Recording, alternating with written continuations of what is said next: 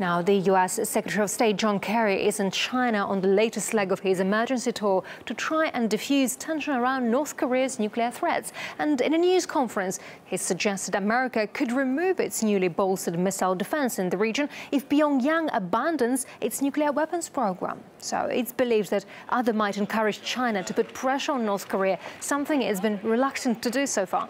And earlier this week, a Pentagon report released by mistake claims the North already had the capability to launch a nuclear missile. The White House, however, quickly dismissed those findings as premature. Nevertheless, America, Japan and South Korea have continued to build up defenses, with Seoul saying it's braced for the North's missile test any time. Russia, in the meantime, has warned against the escalation of the crisis, as RT's Alexei Yerashevsky reports now. The city of Vladivostok, with a population of around 700,000 people, is the closest Russian big city to the border with North Korea. Literally 200 kilometers that way is the place where the Russian, the Chinese and the North Korean borders meet at the same place. Of course, the escalation of tensions on the Korean Peninsula has led to some serious concerns, not only in the Far East, of course, but in Moscow as well. Because should anything happen between the two Koreas, especially if nuclear weapons would be involved, Russia would be one of the first countries affected by the possible meltdown and by the possible consequences of a nuclear war.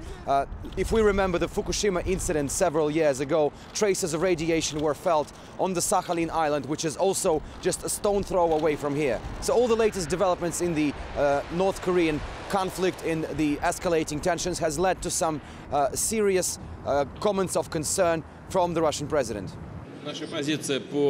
We are against nuclear proliferation and for the denuclearization of the whole Korean Peninsula. We are very alarmed by the escalation there because we are neighbors, and if something happens there, it will make the catastrophe at Chernobyl seem like a children's fairy tale.